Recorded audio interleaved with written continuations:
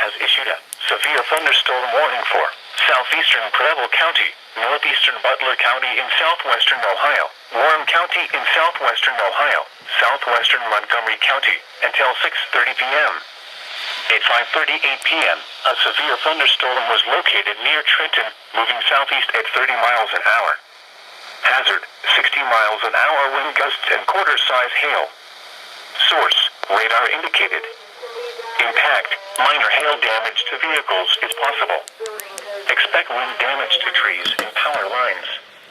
Locations impacted include Middletown, Miamisburg, Lebanon, Springboro, Monroe, Trenton, Franklin, Carlisle, South Middletown, Waynesville, Morrow, Hunter, Germantown, South Lebanon, Corwin, West Elkton, Centerville, Jacksonburg, State Route 63 at State Route 741 and Fort Ancient.